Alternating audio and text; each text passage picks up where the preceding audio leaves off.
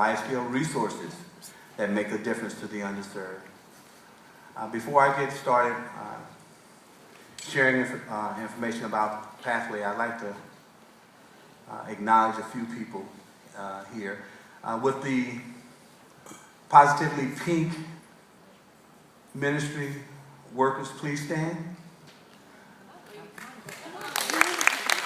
Pastor Linda, would you please come up?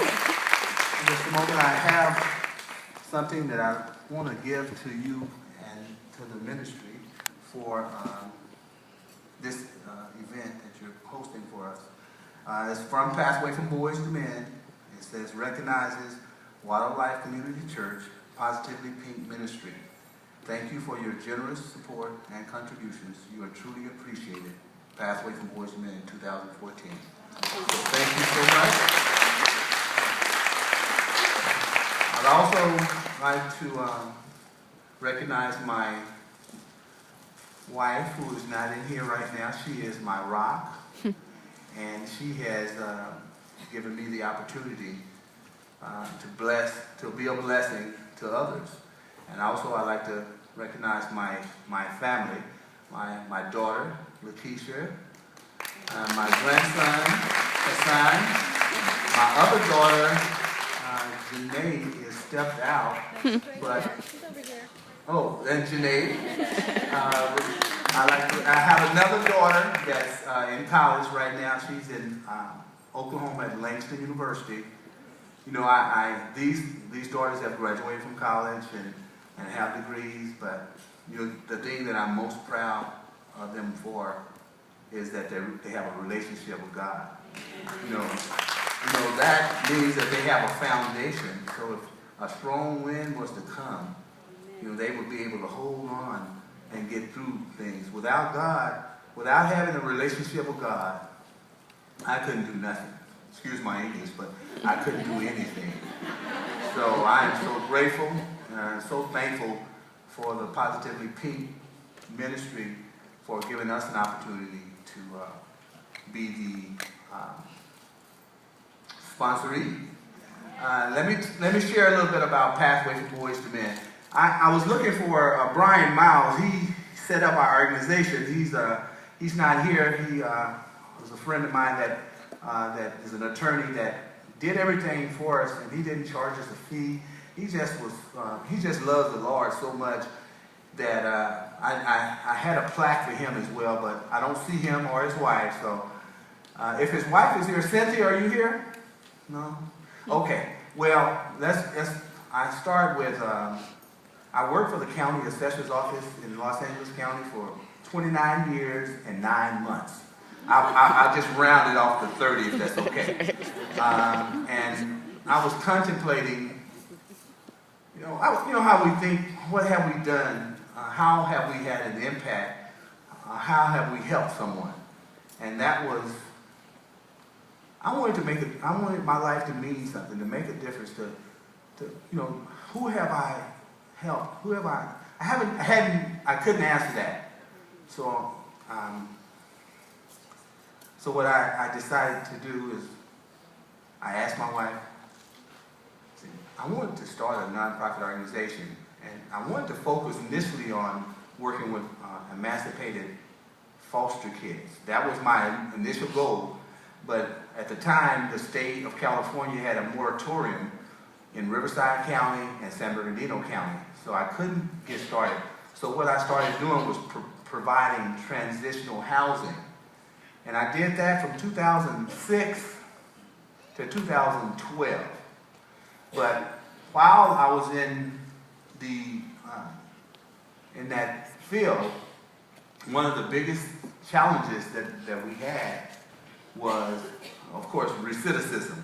You know, not having job opportunities for some of the men. You know, we had men coming back from Iraq, we had homeless, we had folks that were coming out of prison. So we had, you know, veterans there staying at the house. So, but we couldn't find jobs for the men because of their records. They had been in prison. And so someone came to me and said, well, let's go here So I went to this convention. It's a RealMac convention. I'm also a real estate agent. So I went to a convention in Palm Springs back in 2007. I didn't go there to get real estate. I went there to try to create job opportunities through property preservation.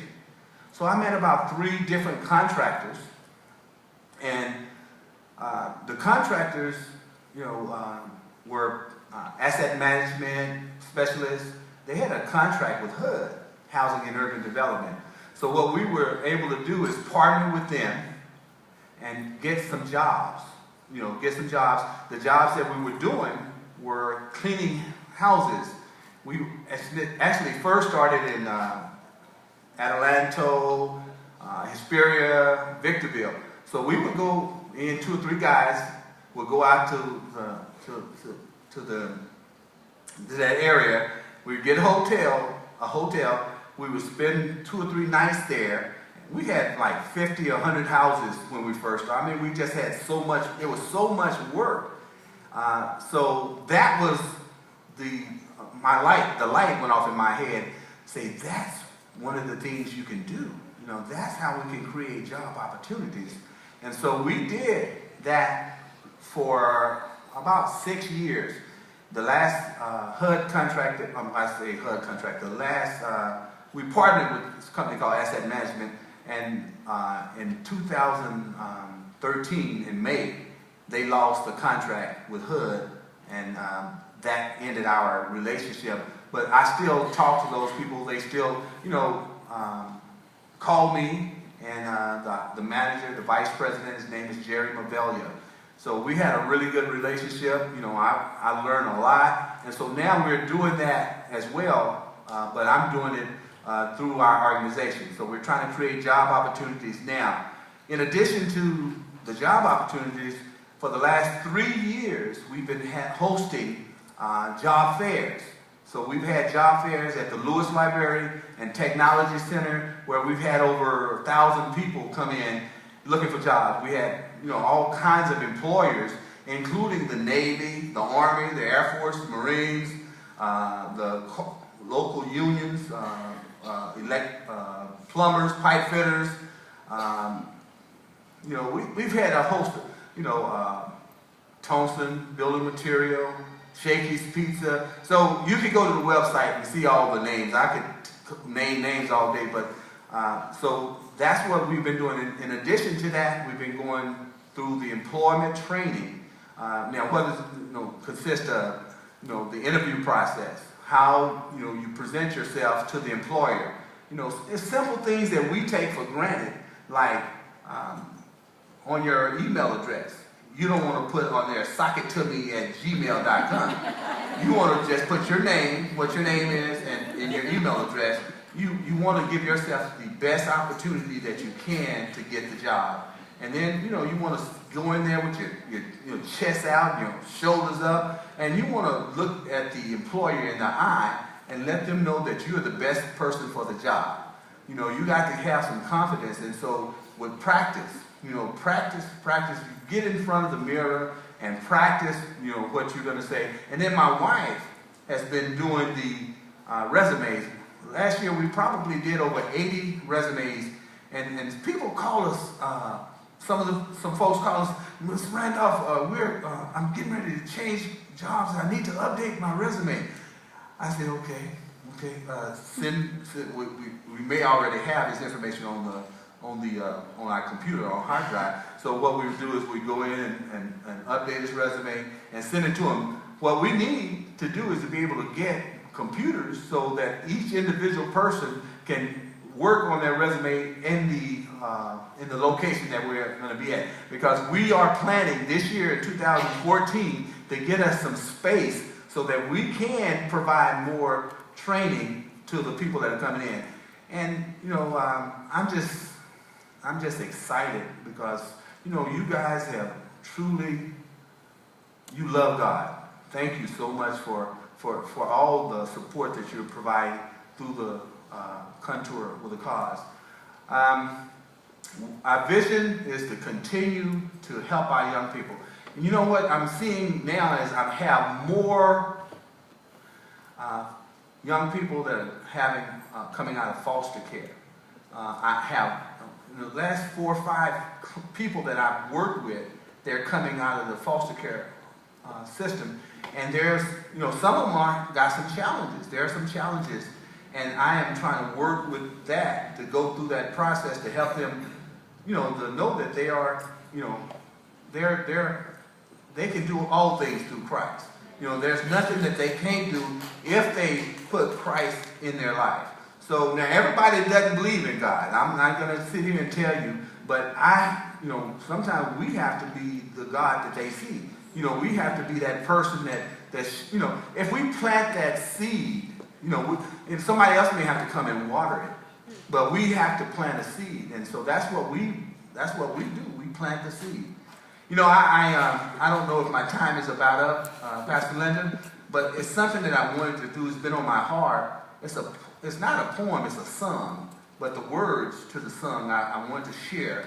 And this is, coming from my heart. The name of it is No Man is an Island. And some of you may have heard this, but I want to read it. I'm not going to sing it. If I do sing it, you might all leave. So, No Man is by Joan Baez, B-A-E-Z. No Man is an Island. No man is an island, no man stands alone. Each man's joy is joy to me. Each man's grief is my own.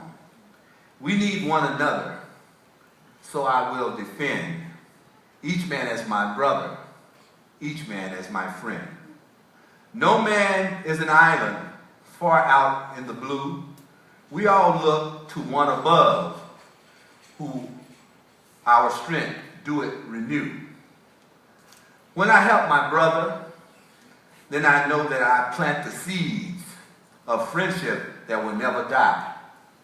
I saw the people gather. I heard the music start. The songs that they were singing is ringing in my heart. No man is an island. No man stands alone. Each man's joy is joy to me. Each man's grief is my own. We need one another, so I will defend. Each man as my brother, each man as my friend. Thank you, and God bless you.